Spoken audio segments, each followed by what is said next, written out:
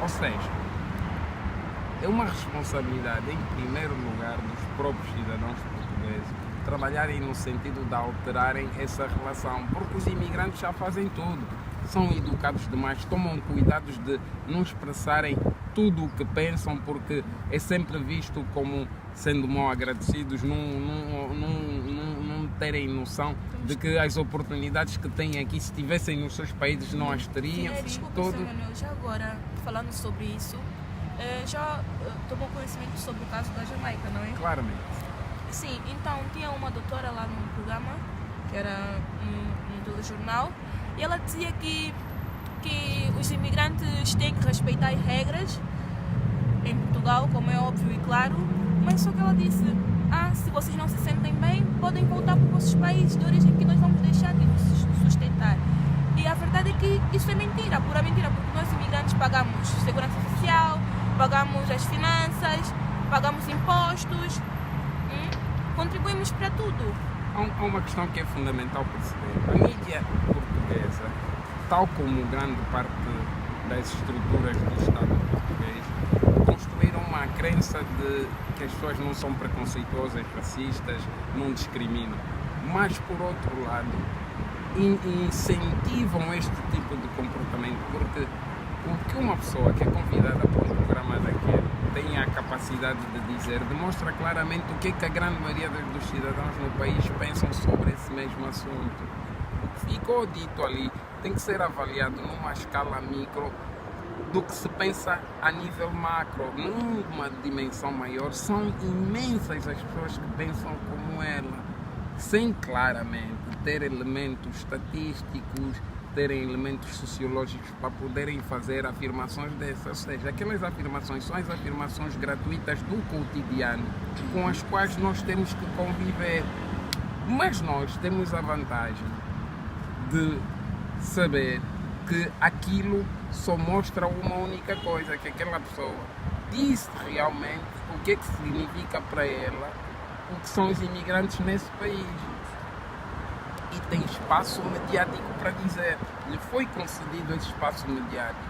E durante esse período de todo esse debate à volta dessa questão do bairro da Jamaica, em momento algum chamaram um negro ou uma negra nos espaços dos jornais não digo tanto, mas das televisões e das rádios, para ele próprio, por voz própria, porque essa comunidade é uma comunidade de pessoas que têm capacidade de expressarem-se, que pensam sobre os assuntos, refletem sobre os mesmos e que não estão de forma alguma incapazes de dizerem o que sentem e partilharem a sua própria realidade. Ou seja, há todo um conjunto institucional, e é importante dizer que o problema em Portugal é institucional. O comportamento dessas pessoas só ocorre porque há um espaço institucional que o permite, através da mídia, através das instituições públicas, através de tudo. E que o comportamento das pessoas dentro das instituições não pode ser exclusivamente atribuído às pessoas, tem que ser atribuído àqueles que têm a responsabilidade da gestão dessas instituições e que são, regra geral, decisores públicos e políticos. E é aí onde está o verdadeiro problema. É que este debate à volta dessas questões tem sido, podemos dizer, fulanizado. É sempre o discurso. Aí são alguns portugueses, quando o problema aqui é da estrutura que permite as pessoas terem esse comportamento, porque encontram respaldo aos mais diversos níveis para poderem ter pronunciamento desses sem qualquer consequência ao fazê-lo, o que estimula a continuidade dos mesmos e uma não alteração das condições em que os mesmos ocorrem. Ou seja, temos um problema muito sério que neste país continua por ser debatido, que é falar da estrutura que permite a discriminação, o racismo, a subalternização do imigrante e a sua inferiorização, porque há um lugar percepcionado na cabeça das pessoas que é o lugar destas comunidades, destas pessoas diferentes, e então é para lá onde elas devem se manter. E esta é que é a verdadeira questão, porque ao contrário do que se pensa, a escola só é espaço de mudança e alteração de atitudes, comportamentos, quando ela é uma escola que liberta, é crítica e permite que as condições de acesso e de utilização das mesmas seja equilibrada no seu todo, não uns terem um tipo e uma qualidade de ensino e outros terem um tipo e outra qualidade de ensino, porque aí é que vem os grandes problemas.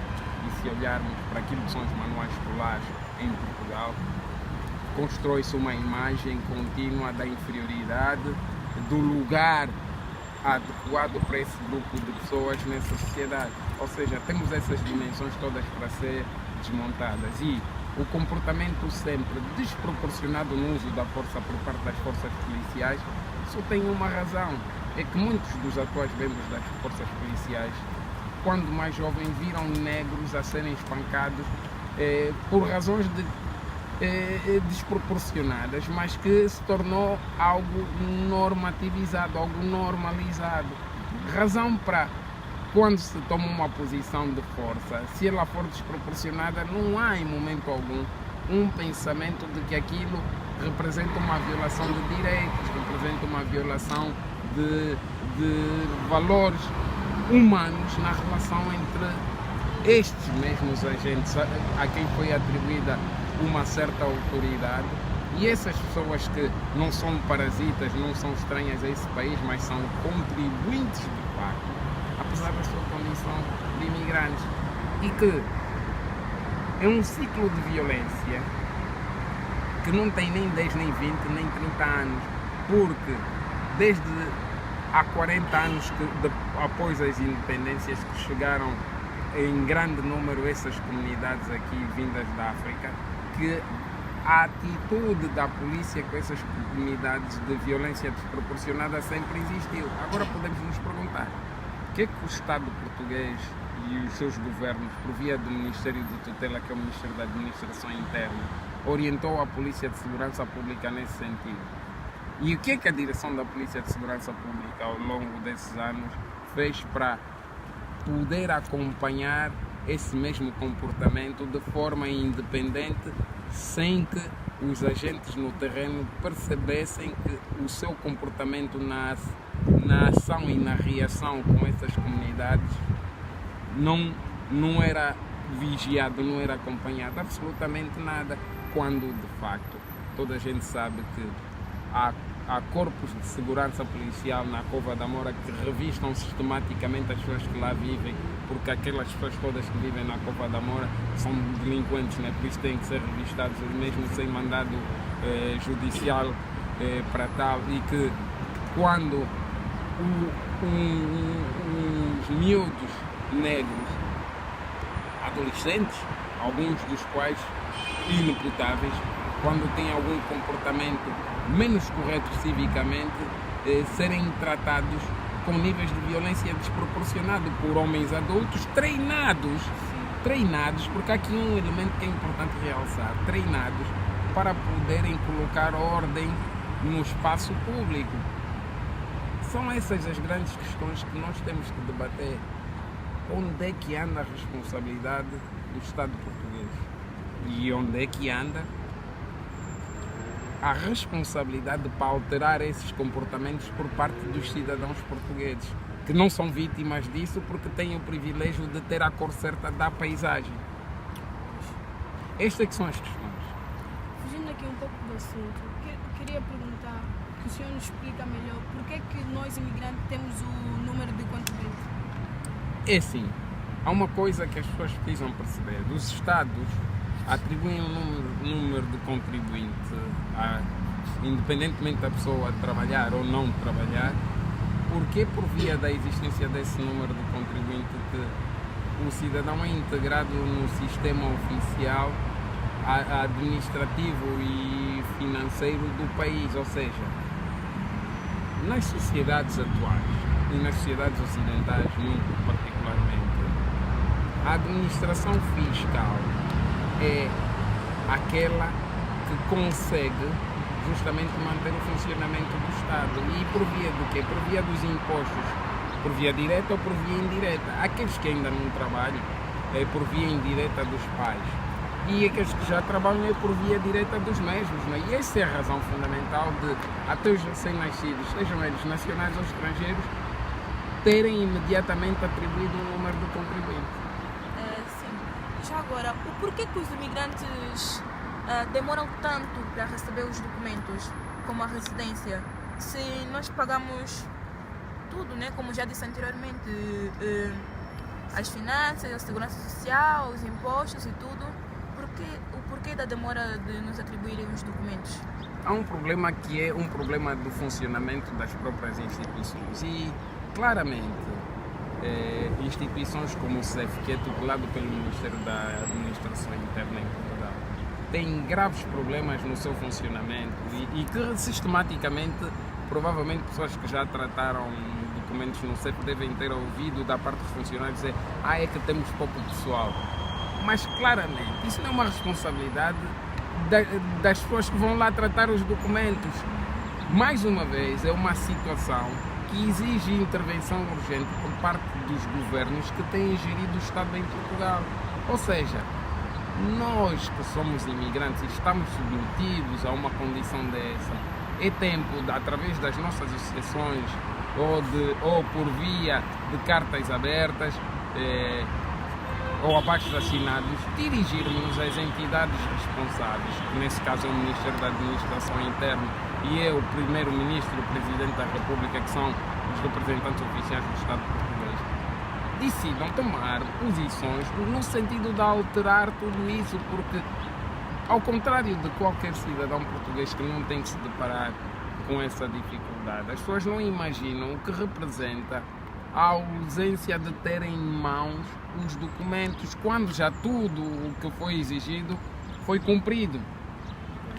Porque levanta-se toda a sorte de problemas e dificuldades a essa mesma pessoa. Ou seja, eu não espero que os cidadãos portugueses que não vivem isso tenham a percepção do que é que isso representa. Então, como eles não têm a percepção, nem as instituições têm a percepção, cabe a nós reivindicarmos, seja por via de abaixo-assinado, seja por marchas de protesto e reivindicação, nós temos esse direito. Essa é a nossa responsabilidade cívica neste espaço para alterar tudo isso. E ficou claro que quando nós decidimos, nós nos envolvemos, como foi o caso dos jovens do bairro da Jamaica, que desceram a Avenida da Liberdade em protesto contra a violência que ocorreu no seu espaço. Ou seja, temos voz própria e pensamos pelas nossas cabeças. Apesar da violência que ocorreu lá e com falsas justificações, mais uma vez, da polícia, de que as pessoas atiraram pedra e das poucos pronunciamentos públicos em Portugal na televisão, houve um que devia ser objeto de reflexão por parte de todos os cidadãos portugueses, que é do Daniel Oliveira, que lembrou que em momento algum na história desse país a polícia usou balas de borracha contra uma manifestação, mesmo quando houve a manifestação da greve geral, em que a polícia foi apedrejada durante mais de 1 hora. Ninguém deu. E porquê? Mais uma vez voltamos àquela realidade. Todos aqueles jovens foram percepcionados como não pertencendo a esse país. Ou seja, eram pessoas que não são do país a perturbarem a ordem e a tranquilidade que o país sempre teve. São essas questões que devem ser objeto de debate, de análise e de reflexão, porque isto não é um assunto de brancos ou de pretos, é um assunto do país e desta sociedade, porque estão todos envolvidos na solução do problema. Ao contrário do que muita gente diz, vocês têm que fazer alguma coisa. Não é vocês. Todos nós temos que fazer alguma coisa. Inclusive aquele que gosta de chamar monhé ou preto ao outro, porque é aí onde está a base que permite com que as situações não se alterem, porque é normal. Não, eu sempre tratei os pretos por pretos, eu sempre tratei os indianos por monhés. Quer dizer, há esse discurso de legitimar um comportamento menos cívico, menos correto e menos, podemos dizer, menos não discriminatório que as pessoas, ou mais discriminatório que as pessoas usam. Então, quais são as vantagens e desvantagens que o imigrante traz no país? Não, eu costumo dizer, se existe claramente o sistema penal português tem muitos negros, ou que também são percepcionados, a grande maioria deles, como imigrantes, quando na verdade até muitos são portugueses. Não têm outra nacionalidade a não ser portugueses, têm de facto uma origem em África, mas eles não sabem o que é África, cresceram cá. O sistema penal tem essa população de facto. Mas isso são as pessoas que nasceram cá. Por exemplo, imigrantes tipo, que emigraram... Sim, não, permitam-me só terminar. Há essa não, porque a percepção, e aquilo mais uma vez vem a ideia da pertença, a percepção que se tem em Portugal é que um negro não é português. Eu costumo dizer no gozo várias vezes, o único negro que não se pode reclamar a portugalidade dele em Portugal é o Eusébio. Se você disser que o Eusébio é moçambicano, os portugueses vão todos dizer, não, o Eusébio é português. Ou seja, o Eusébio até a negritude dele foi retirada, ele deixou de ser negro e passou a ser exclusivamente português. Enquanto que todos os outros negros são percepcionados em primeiro lugar como africanos, nunca como portugueses. E conforme eu dizia, ao contrário do que se pode dizer, e o sistema penal português tem isso, tem uma população penal com muitos negros. Os imigrantes trazem imensas vantagens. Os imigrantes rejuvenesceram esta sociedade. Os imigrantes são a base da estrutura da pirâmide que mantém grande parte das coisas em funcionamento nesse país. Eu costumo dizer, só quem nunca andou de comboio, no primeiro comboio que chega a Lisboa, no primeiro autocarro que vem em direção ao Oriente ou para outras direções de Lisboa, é que não percebe que há, por exemplo, uma Lisboa invisível aos olhos da grande maioria, porque essa Lisboa acontece na hora em que muitos estão a dormir e desaparece na hora em que muitos estão a trabalhar. Ou seja, quem garante a higiene e a limpeza dos edifícios aqui nesta zona metropolitana de Lisboa são fundamentalmente imigrantes. E há imigrantes que asseguram hoje também outra dimensão de serviços muito importantes em Portugal, como a fruta, as hortaliças. Há um mercado de, podemos dizer, não digo bugigangas, mas elementos de souvenirs e outras coisas pela cidade toda de Lisboa, que é assegurada por imigrantes.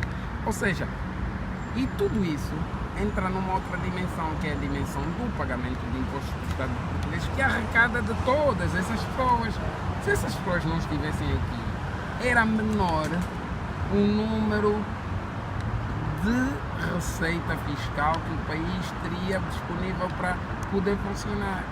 Isso é uma garantia, é uma coisa positiva, que ninguém na altura de levantar-se leumas sobre as pessoas ou fazer o discurso vai para a tua terra, coloca em questão. E acima de tudo asseguramos a reforma dos idosos. E asseguramos claramente a reforma dos idosos com o pagamento por via da segurança social. Ou seja, são todos elementos positivos.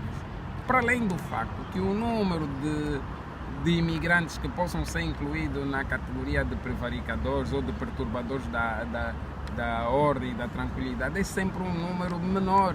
Como em qualquer sociedade, o número de pessoas em situação ligada à criminalidade ou qualquer outra forma de perturbação social é menor.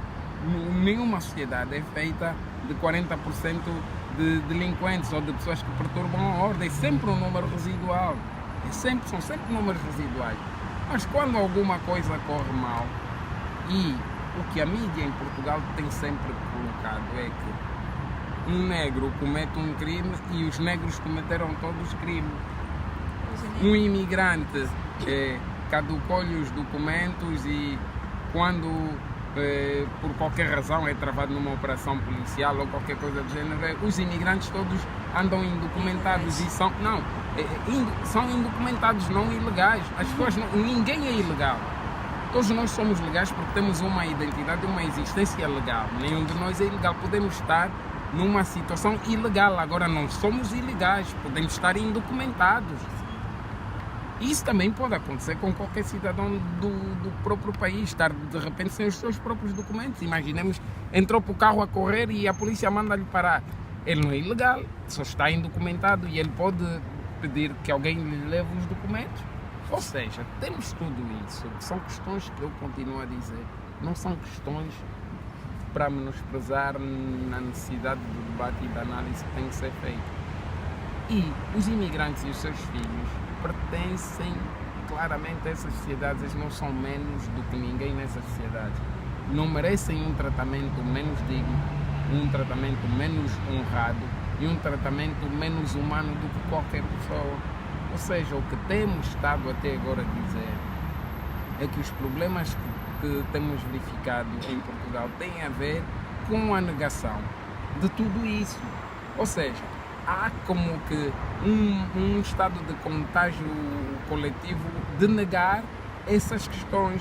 E é isso que não permite que se encontre um espaço de debate, um espaço de diálogo e um espaço de combate a uma situação dessa que tem tudo para ser ultrapassado, em que as pessoas serão simplesmente julgadas pelo seu valor, pelo seu comportamento e o seu respeito a um conjunto de liberdades, garantias, deveres e responsabilidades que a sociedade em qualquer parte do mundo exige dele.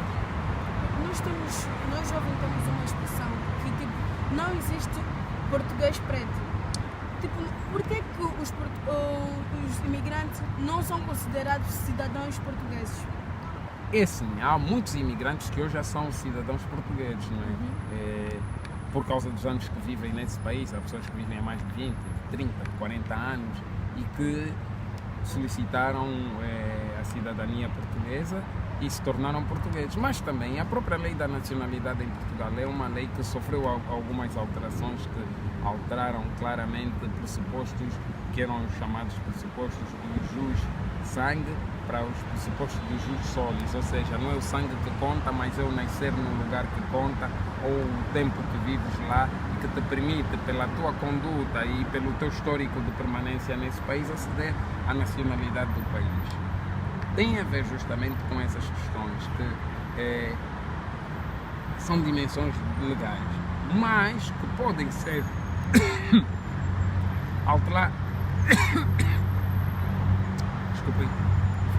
alteradas claramente. E as alterações nesse sentido têm que ser garantidas pela nossa própria ação. Nós todos precisamos nos empenhar para provocar mudanças dessas que sejam justamente contra um tratamento diferenciado. Porque é verdade, provavelmente nem todos os imigrantes vão chegar à categoria de cidadãos portugueses, não é? Mas todos que sentem que têm condições legais para o fazerem, devem fazer, não há razão nenhuma para não o fazer. A lei não impede as pessoas de o fazer. E quando os pedidos, porque também há pedidos que vêm em que se nega a nacionalidade das pessoas, as pessoas devem procurar saber o que é que leva a negarem. Tempo. Acabou o vídeo? Não, tempo. Não, continua outro. Acabou o tempo, como assim? Tipo, as pessoas não gostam de ver vídeos muito longos. Nós vamos editar. Vão ser editados, não vão ser todos emitidos ao mesmo tempo. Tá bom, tá bom. Vamos só a gravar para ser assim, porque depois elas vão pegar essa questão. Então, mas pusemos um vídeo sobre a questão tal, se pusemos outro vídeo sobre a questão tal, não vão de forma alguma meter isso tudo, nem o diabo aguenta. A Georgina ficou tanto tempo parada a falar, nós também ficamos pausados. Isso depois edita. Tá bom. É isso. Agora perdemos. Não perdi não. Conforme eu estava a dizer, é importante quando o pedido recebe uma negativa, as pessoas procurarem da entidade que deu essa negativa esclarecimentos do porquê, né? Porque se eu não sou criminoso, pago segurança social, tenho um emprego, sou uma pessoa que nunca teve qualquer problema a nível de dívidas com as instituições ou para com terceiras pessoas, tem que haver uma razão que seja uma razão legal para a negação do pedido de obtenção da nacionalidade portuguesa, não é? Eu acho que são essas questões todas que têm que ser vistas quando se analisa esses assuntos. Uma pergunta. Será que o racismo só vem por parte dos portugueses? Nós africanos não fizemos racismo entre nós próprios? Tocou numa questão fundamental. O racismo é preciso ser analisado. É uma relação de privilégio. Quem é que pode ser racista? Aquele que tem uma situação privilegiada. Quem tem uma situação que não é privilegiada dificilmente pode ser racista. Ele pode estar a reagir preconceituosamente ou desproporcionadamente em relação a uma situação, mas ele nunca será racista porque ele não tem poder. Eu vou lhe dar um exemplo. Eu sou branco, tu és preto. Vamos a um serviço público e eu encontro alguém a ser maltratado lá. Eu sei que eu sou branco e se eu falar para aquele funcionário, ele a mim vai me ouvir. Você, que é preto, se falar para o funcionário, ele vai dizer: senhor, cale-se que o senhor aqui não manda. E eu me pergunto, por que mandam calar o preto e não mandam calar o branco? Porque o preto é percepcionado como alguém inferior e que aquele espaço não é o espaço dele de pertence. Ou seja, há uma relação de poder. O racismo é uma relação de poder e é isso que é fundamental compreender. O que é que sucede nas relações entre os africanos? Muitas das vezes que leva algumas pessoas a confundirem e dizerem que são situações de racismo. Nós temos um histórico do colonialismo que não falamos.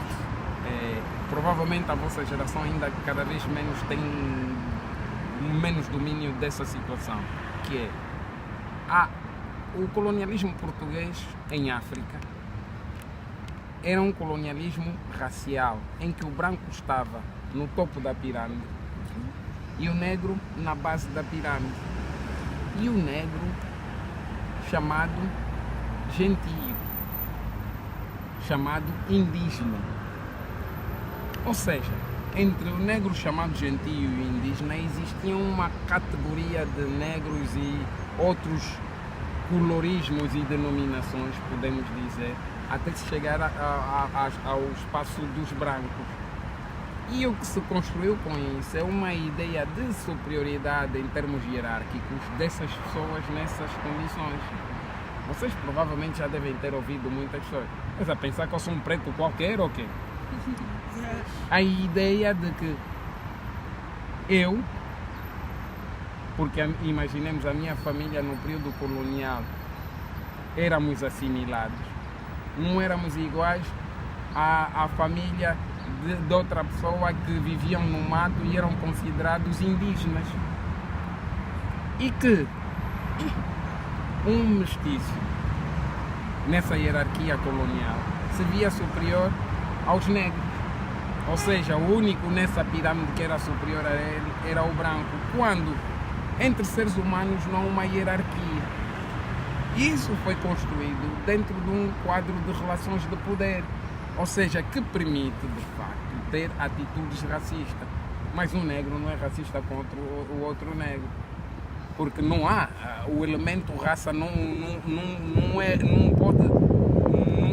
pode nem é possível ser usado para diferenciar esse relacionamento. E é isto que nós precisamos terem atenção, porque também é isso, há o discurso por parte de sociedades como a sociedade portuguesa: os pretos também são racistas.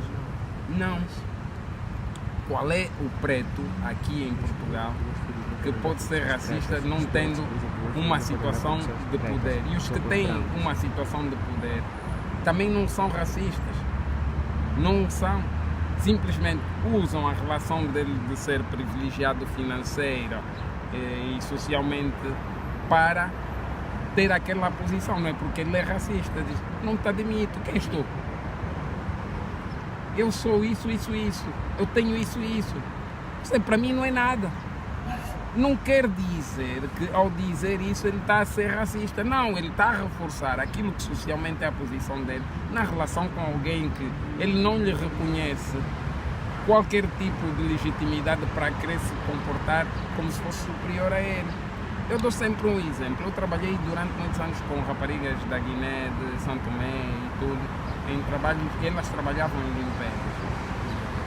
E elas eram as que tinham mais habilitações e mais formação. Regra geral, as senhoras portuguesas que trabalhavam com elas eram as que tinham inferior a elas. Mas elas, quando falassem para essas raparigas, falavam como se fossem as patroas. Por quê? Por uma razão de privilégio branco. Porque, de facto, qualquer branco numa sociedade como essa, que seja uma sociedade de privilégio de branco, nunca pensa que ser branco é um privilégio. Por quê? Porque ele é branco, ele não pensa no privilégio que tem. Mas isso, claramente, tem que ser lembrado às pessoas. Porque, também, como eu costumo dizer, qualquer jovem negro, se fizer as mesmas asneiras de jovens brancos daquela mesma faixa etária, o comportamento deles vai ser criminalizado e vai exigir intervenção policial. Enquanto se a polícia ali estiver, vai ser tolerante com o comportamento daqueles jovens brancos, porque são brancos. Ou seja, a condição deles de branco lhes dá o privilégio de serem tolerados até na asneira que fazem. E o que tens a dizer sobre a discriminação por parte dos brancos para conosco? Porque normalmente nós não vemos tipo um africano na televisão, um africano médico. É dificilmente ver tipo, nós africanos a fazer esse serviço. O que é que achas disso? Será que não temos tipo algum africano formado para estar nessa área? É assim, é importante perceber que a representatividade dos grupos que constituem uma população é fundamental para ela se sentir plenamente reconhecida e integrada numa sociedade. Não é que não existam. Os corpos de polícia da segurança pública em Portugal têm negros, mas claramente não se lhes dá visibilidade. Ou se lhes dá visibilidade quando ocorrem coisas como a situação da Jamaica. Porque quando houve a manifestação de frente à Câmara do Seixal, o corpo da PSP que foi lá mandado tinha agentes da PSP negros. Por quê? Para passar a ideia de que não se pode dizer que a polícia é racista. Porque nós temos negros aqui, mas não é isso que está em questão. É a forma como a atuação da própria polícia ocorre na relação com esses negros. Não é que não haja médicos negros em Portugal, mas não lhes dão visibilidade para que a própria comunidade não se possa sentir representada e orgulhosa de poder dizer não.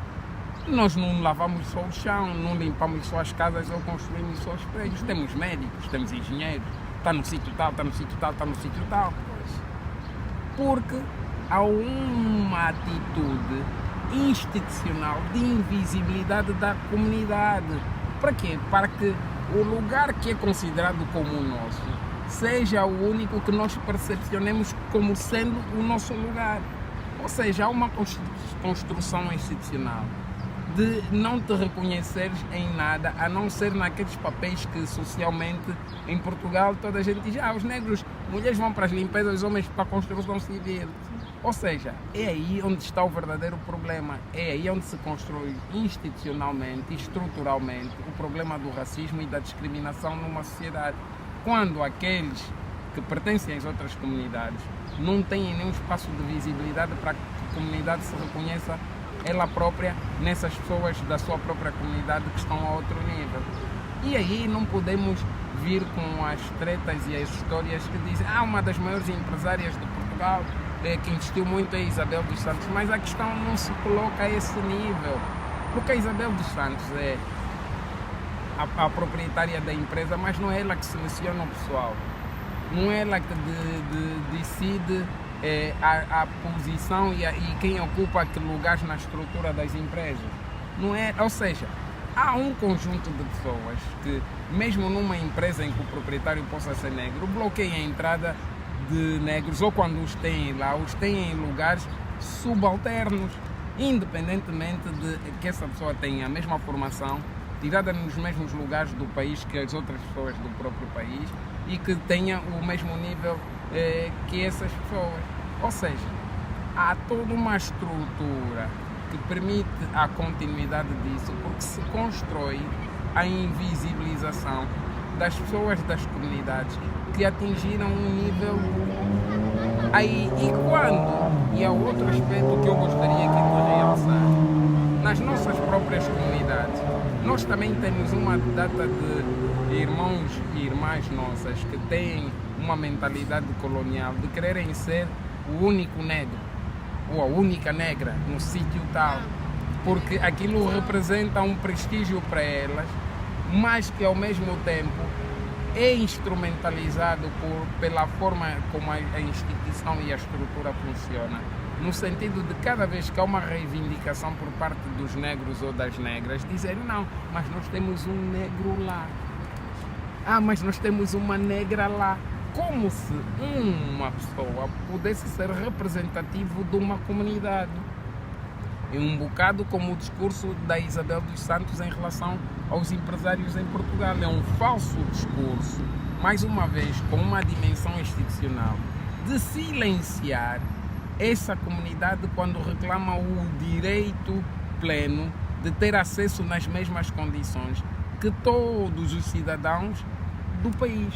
Porque o que se fala aqui é um acesso de pleno direito, em que as condições de partida, não vou dizer que são iguais, mas pelo menos têm um caráter de equidade entre elas, ou seja, há um equilíbrio que permite que todos vão partir ao mesmo tempo da mesma meta, não é? Os que já estão à frente dizem os que estão atrás para começarem a correr, e por isso têm que fazer muito esforço. Provavelmente vocês já ouviram, algumas pessoas têm o discurso, não, vocês têm que fazer mais esforço, têm que se empenhar mais. E por que há pessoas que ninguém lhes pede para fazer mais esforço e se empenharem mais? Por quê? Porque as condições à partida entre uns e os outros são desiguais. E aqui, em relação ao que eu estou a dizer, muitos vão dizer, mas isso também tem a ver com a origem social de cada pessoa. Não, mais do que estar em questão aqui a origem social, está a questão da estrutura que permite a manutenção e a continuidade dessa desigualdade, que é uma desigualdade escancarada e só não é vista por aqueles que querem continuar a acreditar que o país recebe bem, que o país acolhe bem e que o país integra bem. Integra quem? Acolhe quem? Se a condição maioritária dos imigrantes, e fundamentalmente no caso em concreto dos imigrantes negros nesse país, é viverem nos piores lugares de habitação, terem os piores empregos, ficarem matriculados nas escolas em que o desinteresse, a falta de equipamentos, o estado psicológico e motivacional dos professores é inferior, ou seja, todas as condições para que estruturalmente não haja uma alteração estão presentes lá. Ou seja, dizer que é um problema da origem social das pessoas é fugir à responsabilidade de que existe uma estrutura social que permita a continuidade e a manutenção do racismo, da discriminação, da desigualdade e do preconceito.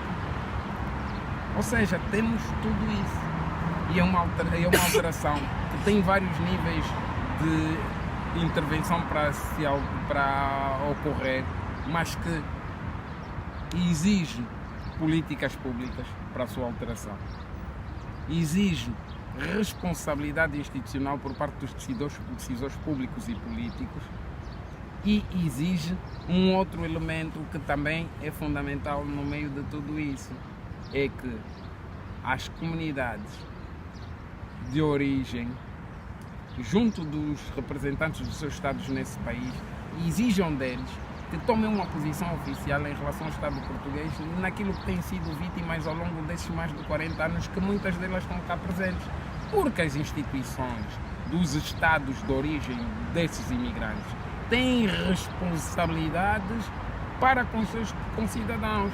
Não é discursos como o discurso do cônsul angolano na Jamaica, de dizerem que vocês aqui estão em terra alheia e têm que se comportar. Aquilo mostra claramente que ele não tem noção institucional, nem noção de Estado, de que o papel dele nesse país, fundamentalmente, é de preservar a dignidade, a integridade e o respeito pelos angolanos.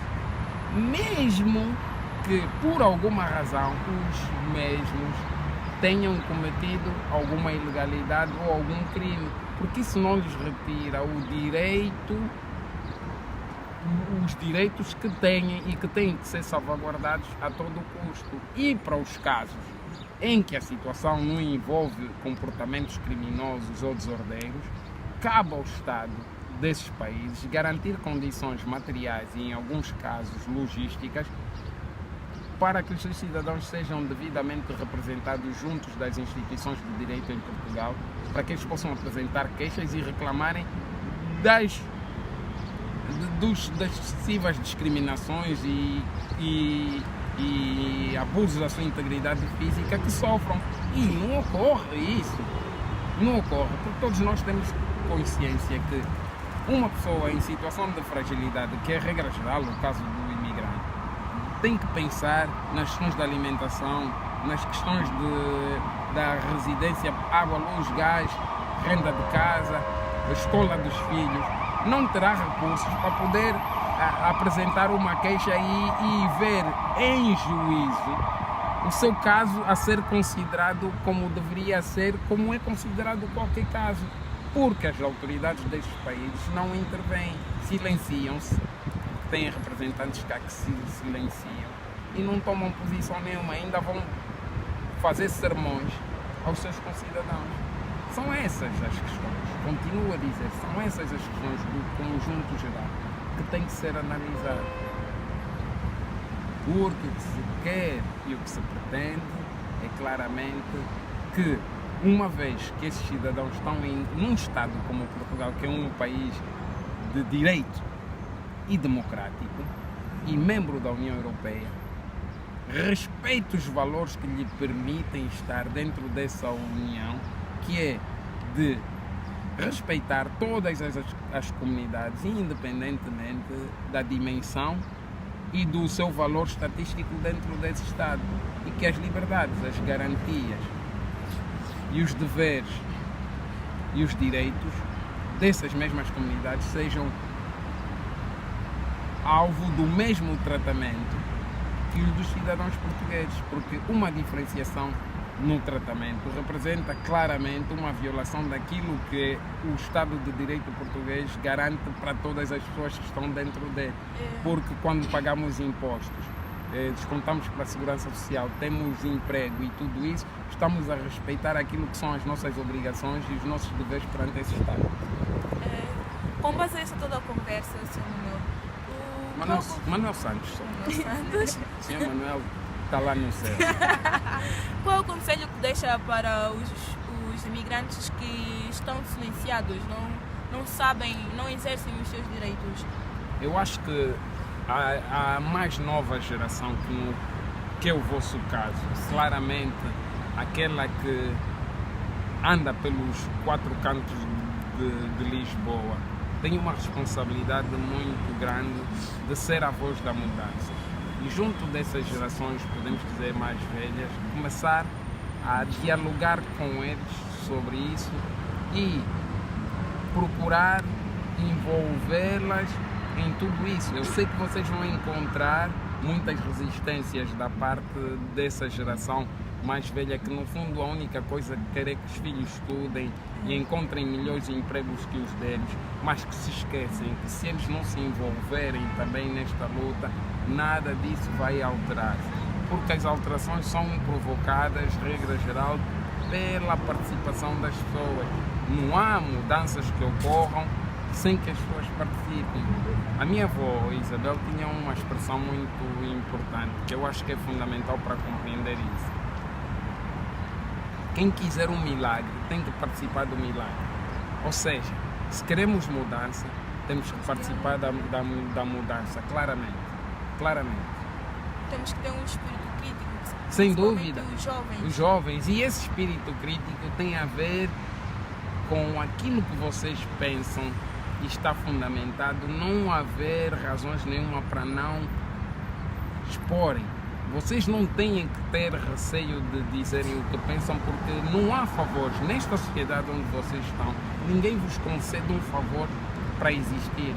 A vossa razão de estar cá está devidamente fundamentada, porque se não pagam contribuições, alguém paga por vocês. Ou seja, o direito a se exprimirem livremente e dizerem o que pensam de forma crítica vos assiste e deve ser exercido. Pois então nós só queremos que olhem para nós e nos tratem com dignidade. Sr. Manuel, muito obrigado por essa explicação.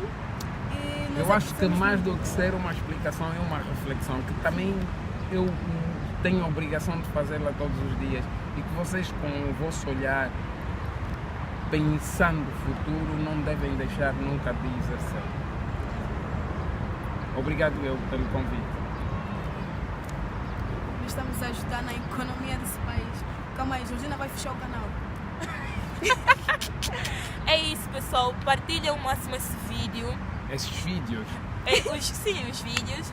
Deixem like e, acima de tudo, lembrem-se dos vossos direitos. Não tenham medo de expor a vossa opinião.